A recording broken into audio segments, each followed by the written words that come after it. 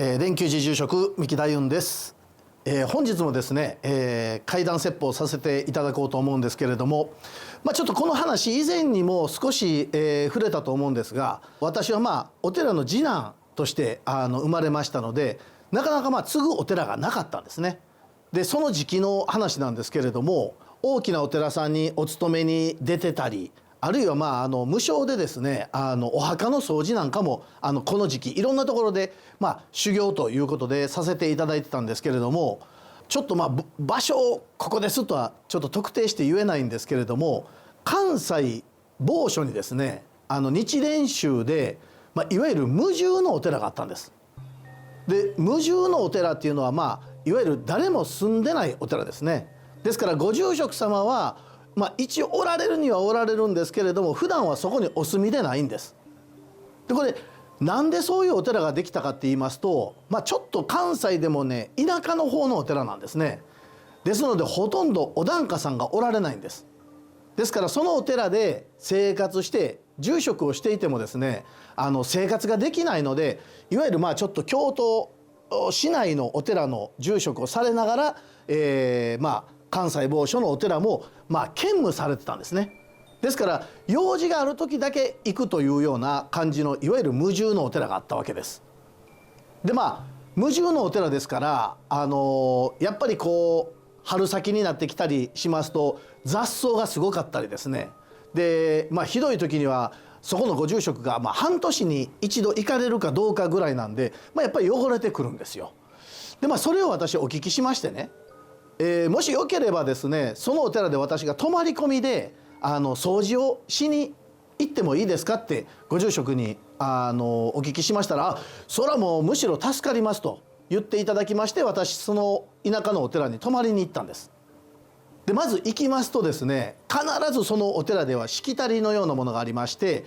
行くとその村の長と言われる方にご挨拶に行かなくちゃいけないんですね。で私も月次第すぐにですね、その方のところへ行きまして、実は今日から、数日間お寺の掃除が終わるまでの間ここへ、宿泊させていただいて、でもちろんその間をお経も唱えさせてもらいますし、ちょっとよろしくお願いしますって挨拶に行ったんですね。でちょうどその挨拶に行った時にこの村のちょっと集まりみたいなのをちょうどされてる最中だったんですよ。で皆さんいわゆる長老会議というと大げさかもしれませんけれども、その村の主要な方たちが集まって何か会議されてたんですね。でちょうど村の人間がみんな集まってるから、じゃあ今日からちょっと三木さんが2、3日泊まられるそうだからって紹介までしていただいて、でじゃあよろしくお願いしますということで、帰ろうとしたらですね、その長老の方が「ちょっと三木さんちょっとだけお話いいですか?」って言っていただいて「何でしょう?」お聞きしますと、明日の朝物言わぬ村人がたくさん行くかもしれませんけども、申し訳ないですけど一切挨拶せずにそのままほっといてくださいっておっしゃるんですね。でそうですか、皆さんそのお寺にどんな用事で来られるんですかって言うと、いやちょっとそれは言えませんと。ただ無言の村人が何人か行きますけれども、一切挨拶しないでくださいって、それ一つだけずっとおっしゃるんですね。で私もさすがに気になりましてね、ちょっと詳細教えていただけませんかって言ったら、いやいや大丈夫です大丈夫です、なんせ三木さんは誰とも喋らなかったらいいです、もうそのことばっかりおっしゃるんですね。これでなんとかちょっとでもその秘密を知りたいなと思いまして、何度か食い下がって詳細教えていただけませんかって言ってお話をすると、長老の方がですね、じゃあそこまでおっしゃるんならちょっと一度村人だけで会議をして考えさせていただいて、もし村人みんながいいよってなったら、じゃあ三木さんに教えてあげますと言っていただきまして、でじゃあそうですかということで私お寺の方に行きまして、で掃除をしていてちょうど夕方ぐらいですかね、何名かの村人の方が来られましてね、お寺に。で三木さん明日の朝の話なんですけれども、みんな集まって考えた結果三木さんにだけはお話ししていいかなと思いましたんで、じゃあちょっとお話しさせてもらいますということでお話をお聞きしたんですね。これどういうことかっていうと、明日のちょうど朝から1日、このお寺にある石でできたというかね、木でできたというか、持つと石のように重いんですけど、見た目は木なんですけどね、まだおそらく木の化石だと思うんですが、その置物がある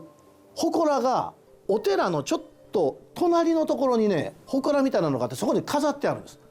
で村の人たちは皆さんそれをお題目様っていう風にして呼ばれてましたけども、見ますとね、石に南無妙法蓮華経とかなんかお経がバーッと金で書いてあるんです。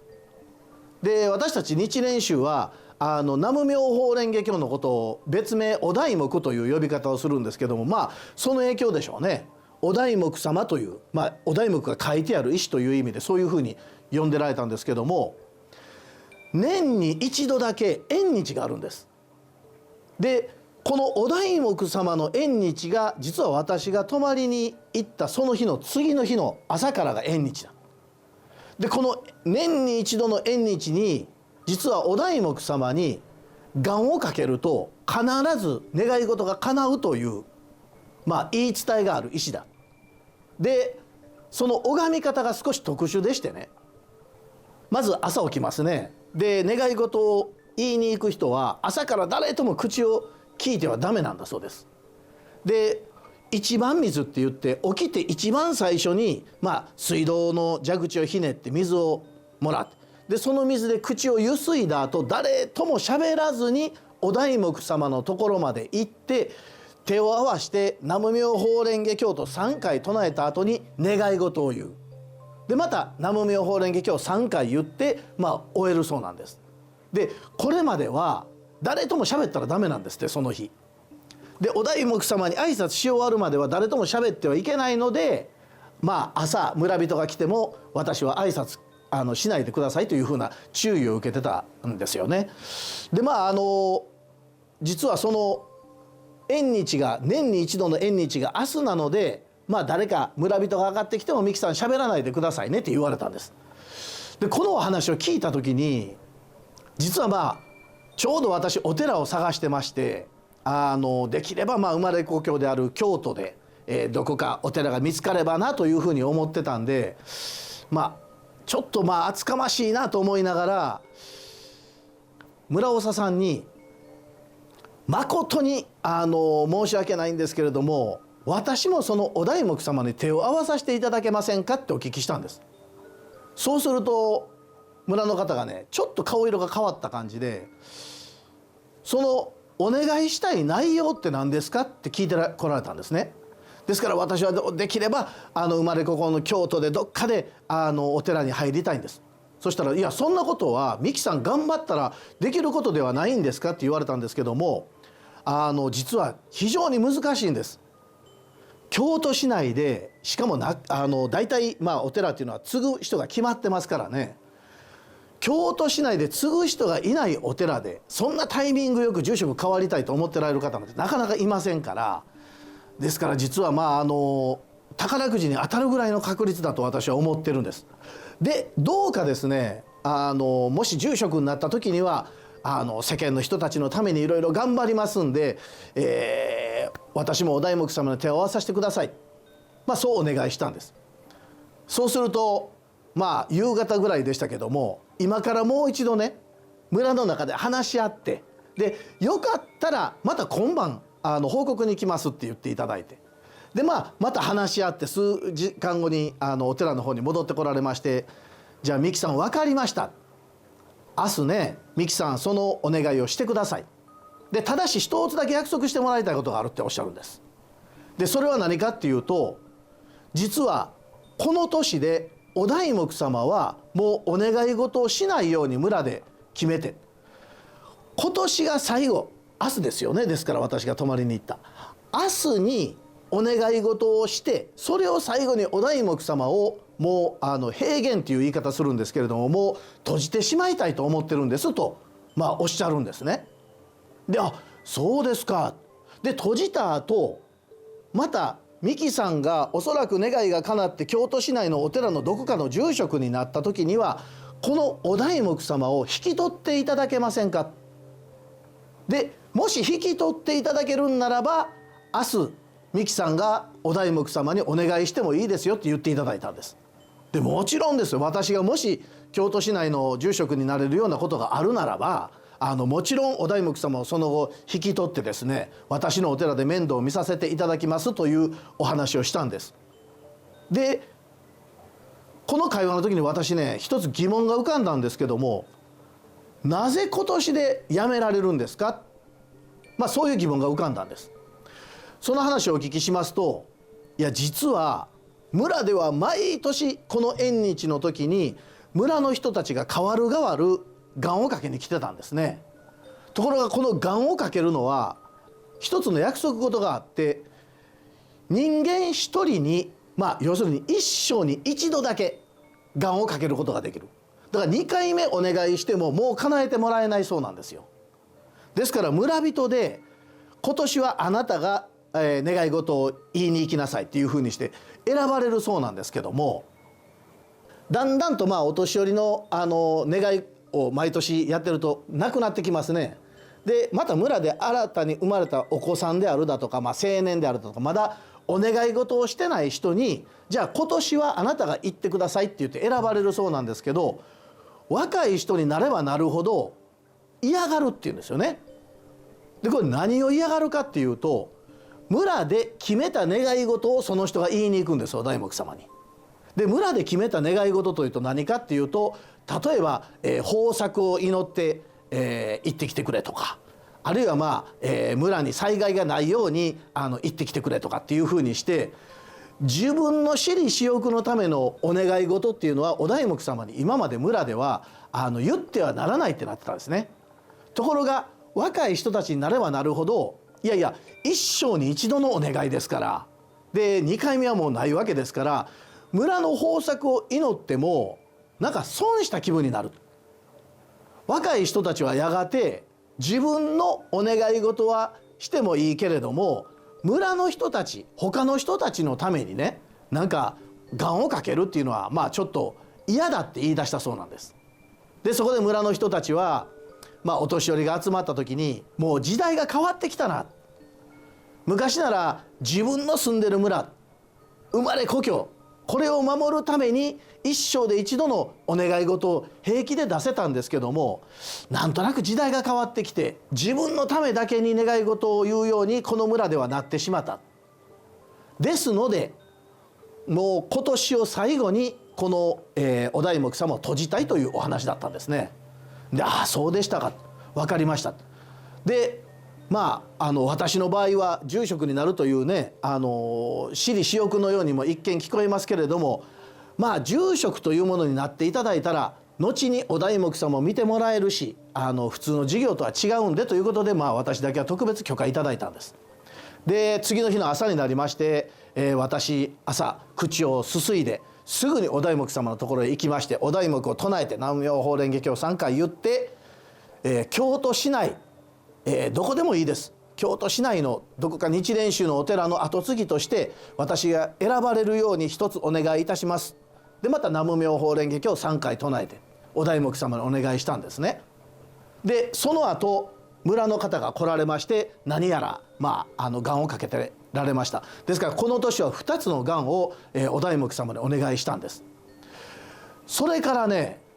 数週間後ぐらい、一月はもう確実に経ってないぐらいなんですけども、日蓮宗の本山の観樹芸家からお電話をいただきまして、今の蓮久寺にもしよかったら入るかというふうなお話をいただいて、今蓮久寺の住職をさせていただいてるんですね。要するにこのお題目様にお願いしたことが叶ったわけです。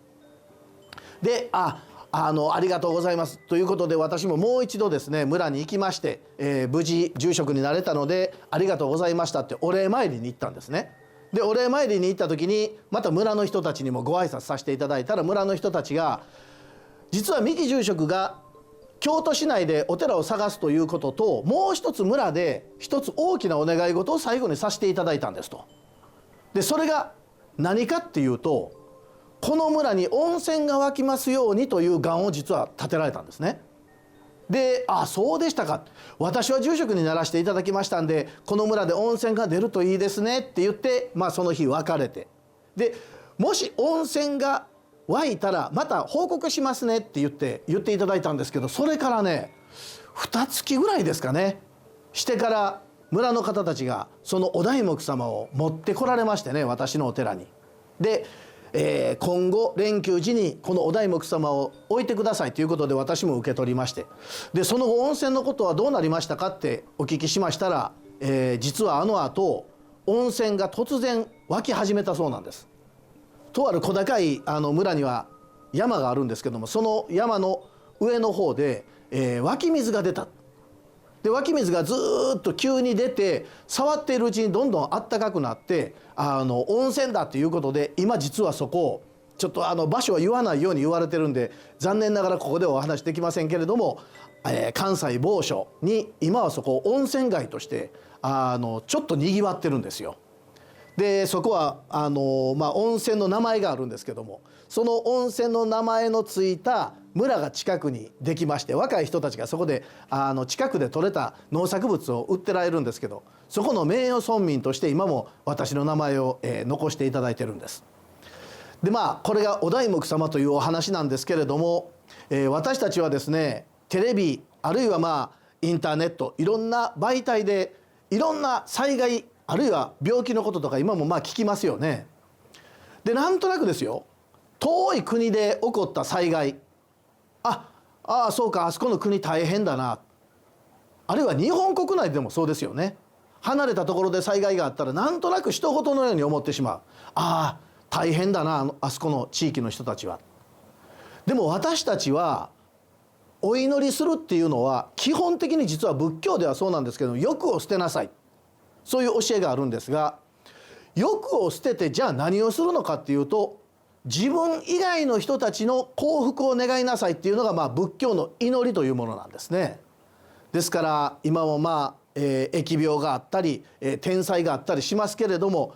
自分の身には直接関係がなかったとしてもですね、どうかこれをご覧の皆様は、そういった、遠く離れたところで苦しんでられる方々のことを思ってですね、できれば日々手を合わせていただけたらなというふうに思います。ということで本日の怪談説法をこれで終わらせていただきます。本日もどうもありがとうございました。